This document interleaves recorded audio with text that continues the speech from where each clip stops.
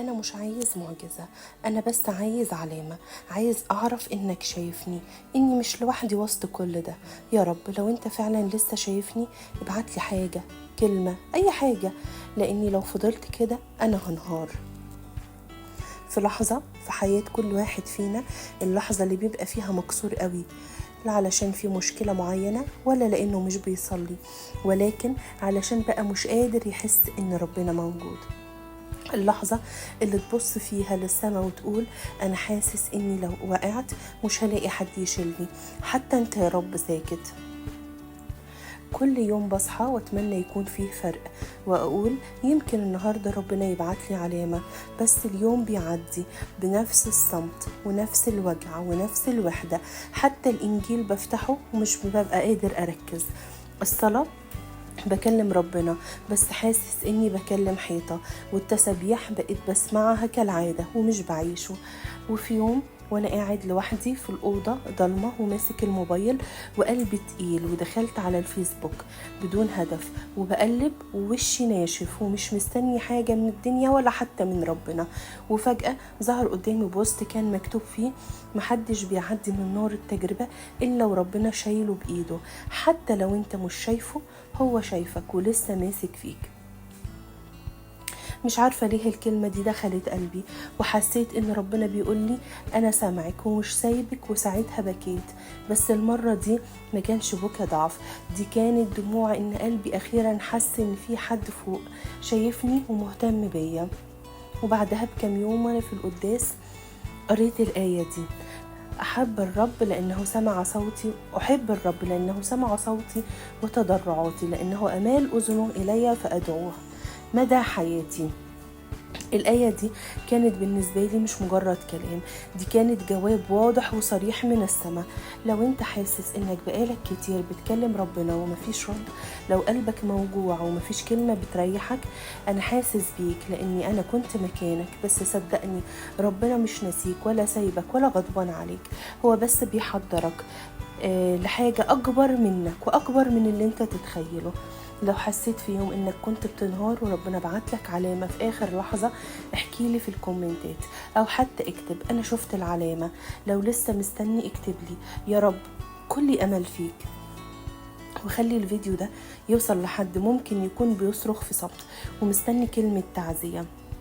فاكرة إيليا النبي اللي كان بيصلي ربنا يبعت نار من السماء، اللي واجه أنبياء البعل قدام أمة كاملة وما اتكسرش؟ النبي ده جه عليه يوم وهرب، هرب من خوفه ومن تهديدات امرأة اسمها إيزابيل، وراح للصحراء وقعد تحت الشجرة وقال لربنا كفى الآن يا رب، خذ نفسي لأنه لست خيرا من أبائي.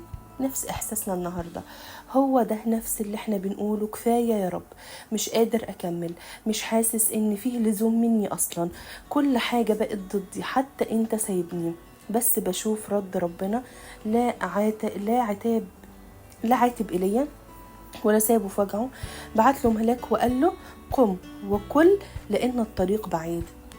ربنا ما عرفش يعاتبه قبل ما يشبعه ويقويه. دي نفس الطريقة اللي بيتعامل بيها معانا النهاردة في اللحظات اللي بنبقى محتاجين فيها نحس ان ربنا بيكلمنا بصوت واضح واحنا منتظرين حاجة عظيمة تحصل، زلزال، نار، معجزة.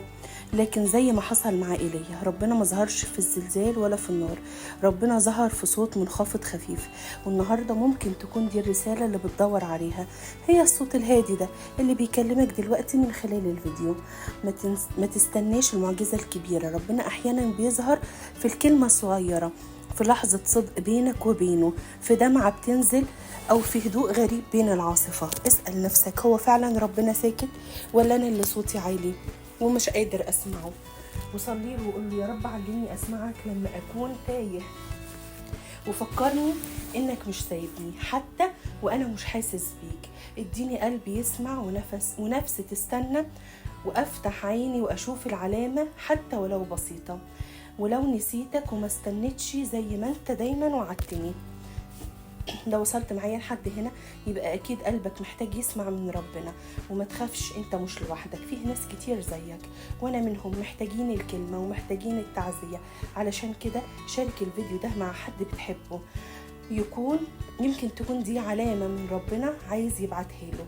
لو حسيت ان الرسالة دي كانت مكتوبة ليك اكتب لي في التعليقات أنا مستني صوتك يا رب، أو حتى شاركني بآية أو كلمة حسيت بيها في لحظة ضعف. يمكن تعليقك ده يبقى سبب تعزية لحد تاني. ما تخليش السكون يخدعك، لأن في حضن ربنا السكون مش غياب، السكون استعداد للظهور. تعبت من كتر ما بستنى وبتظاهر اني تمام، كل اللي حواليا شايفيني قوي، بس الحقيقة انا بقيت ماشي بكعب واحد والتاني مكسور. محدش بياخد باله من ضحكتي ولا مجهودي ولا ان كلامي مجاملة. حتى الصلاة بقيت بقولها بصوت واطي علشان مش متحمل اسمع نفسي بشتكي تاني، بس جوايا حوار بيدور وبيقول يا رب انا مش بعدي من تجربة انا بعيش فيها، مش يوم وتعدي، دي بقالها شهور وسنين، وكل مرة أقول يمكن خلاص ألاقي الدنيا بتشدني تاني. هو فيه مخرج للي بتقولهولي؟ هو فين التعويض؟ هو فين السلام اللي فاق كل العقول؟ بس جوايا آية بتقول أنا هو الرب في وقته أسرع به. يعني أنا مش نسيت، أنا بس مستني الوقت اللي هيبقى فيه التعويض، مش فرحة بس لكن شفاء حقيقي لجوايا. عارفة يعني ايه تفضل ماسك في وعد ربنا وانت بتتألم؟ يعني ايمان حقيقي. الايمان مش انك تبقى فرحان لما ربنا يحقق اللي بتصلي علشانه، الايمان انك تفضل بتحبه حتى لما مش شايف ولا اي حاجة بتحصل. أنا عارف إن فيه قلوب كتير شايفة نفسها في الكلام ده.